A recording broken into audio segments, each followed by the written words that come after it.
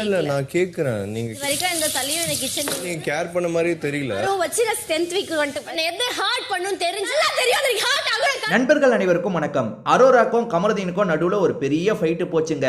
லைவ்ல ரொம்ப நேரம் போச்சு. ஒரு 40 நிமிஷத்துக்கு மேல இவங்க ரெண்டு பேர் சண்டை போட்டிருப்பாங்க. ஒரு ஸ்டேஜ்ல அரோரா அழுதுட்டாங்க. அதுக்கப்புறம் கன்ஃபெஷன் ரூம்ல பிக் பாஸ் கிட்ட பேசுறதுக்காக போயிட்டாங்க. என்னெல்லாம் நடந்தது அப்படின்றத பத்தி தான் இந்த வீடியோல நம்ம டீடைலா டிஸ்கஸ் பண்ண போறோம். அதுக்கு முன்னாடி இந்த வீடியோக்கு ஒரு லைக் போடுங்க. ரெக்வஸ்டா தான் இந்த விஷயத்தை கேட்கிறேன். நீங்க லைக் போட்டீங்கன்னு வச்சுக்கோங்களேன், இந்த வீடியோ இன்னும் கொஞ்சம் புஷ் ஆகும், நிறைய பேர் கிட்ட போய் சேரும். அதனால தயவு செஞ்சு லைக்கை மட்டும் போடுங்க. அதே மாதிரி நம்ம சேனலை சப்ஸ்கிரைப் பண்ணாம இருக்கீங்கன்னா சப்ஸ்கிரைபும் பண்ணி வச்சுக்கோங்க. கண்டிப்பா இன்னைக்கு வரப்போற எபிசோட்ல இந்த சண்டை மட்டுமே ஒரு 1/4 மணி நேரம் வரும். நீங்க வேணா பாருங்க. இன்னைக்கு எபிசோடு கட்டுல இதுதான் முக்கியமா இருக்கும். கமருதீனை பொறுத்த வரைக்கும் வெசல் வாஷிங்ல இருக்காரு. அந்த வாஷ் பண்ற வேலையெல்லாம் பண்ணிட்டு இருக்காரு. சாண்ட்ரா கொஞ்சம் உடம்பு முடியலன்னு சொல்லுவாங்க. ஒன்னும் பிரச்சனை இல்லக்கா, நீங்க ரெஸ்ட் எடுங்க, நான் பாத்துக்கிறேன்ற மாதிரி தான் கமருதீன் தனியா இந்த வேலையை பண்ணிட்டு இருக்காரு. அந்த இடத்துக்கு அரோரா வராங்க. ஏதோ ஒரு தட்டுல சாப்பாடை க்ளோஸ் பண்ணி வச்சிருக்காங்க போல. அரோரா வந்து அமித் கிட்ட சொல்றாங்க, இந்த மாதிரி க்ளோஸ் பண்ணி வச்சா ஃபங்கஸ் வந்துற போகுது அப்படின்ற மாதிரி. லைட்டா சாதாரணமா தான் சொன்னாங்க. ரொம்ப வந்து அவங்க வேணும்ட்டே சொல்லணும்னு சொல்ல சாதாரணமாக தான் சொன்னாங்க. கமருதீன் வந்து அதில் லைட்டாக ட்ரிகர் ஆயிட்டாரு. இந்த விஷயத்தில் ட்ரிகர் ஆகல. ஏற்கனவே அரோராவை ஆதிரை தான் ஏற்றி விட்டுட்டு இருக்கா அப்படின்ற மாதிரி இவருக்கு தோணுது. அதனால அரோரா கிட்ட பேச ஆரம்பிச்சிட்டாரு. அது என்னன்னா, நீங்க கிச்சன் டீம்லயே இருந்தது இல்லைல்ல, நீங்க வேலையே பார்த்தது இல்லைல்ல, அடுத்த வாட்டி யார் வந்தாலும் அரோராவை கிச்சன் டீம்ல போடுங்க. ஏன்னா அரோரா வந்து கிச்சன்ல நடக்கிறதுக்கெல்லாம் கருத்து சொல்லிட்டு இருக்காங்கல்ல, அவங்கள போடுங்கன்னு சொல்றாரு. அதாவது அவங்க ஃபங்கஸ் வந்துட போதுன்னு சொன்னாங்கல்ல, அதுக்காக இவர் பேசுறாரு. உண்மை என்னன்னு தெரியுமாங்க, அதுக்காக அவர் பேச, அதாவது ஃபங்கஸ் கிச்சன்ல அவங்க கருத்து சொல்றாங்க, இதெல்லாம் கமருதீனுக்கு பிரச்சனை இல்ல.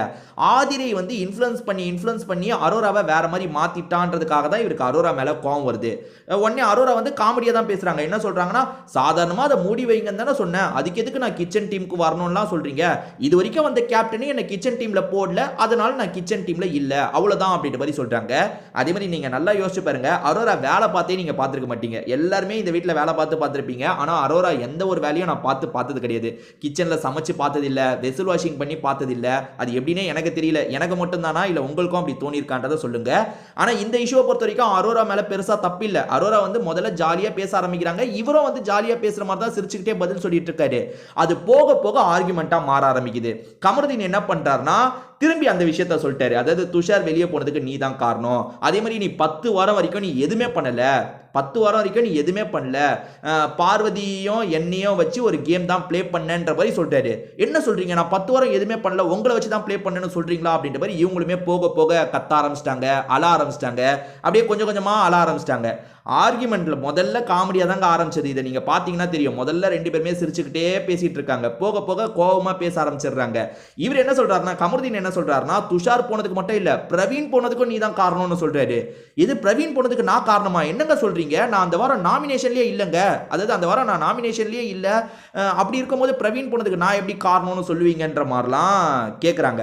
அதுக்கு இவர் என்ன சொல்றாருன்னா, நீங்க தான் ஸ்டார்டிங்ல இருந்தே சொல்லிட்டு இருந்தீங்க, நான் பேமெண்ட்டுக்காக தான் இருக்கேன், நான் பணத்துக்காக தான் இருக்கேன்ற மாதிரிலாம் சொல்லியிருக்கீங்க. ஆனா பிரவீன் ராஜ் கேமுக்காக இருந்தான், பிரவீன் ராஜ் போகும்போது எனக்கு கஷ்டமா இருந்தது, ஏன்னா ஒரு நல்ல கேமர் போயிட்டான்ற மாதிரிலாம் நான் நினைச்சேன்னு கமருதீன் சொல்லிட்டாரு.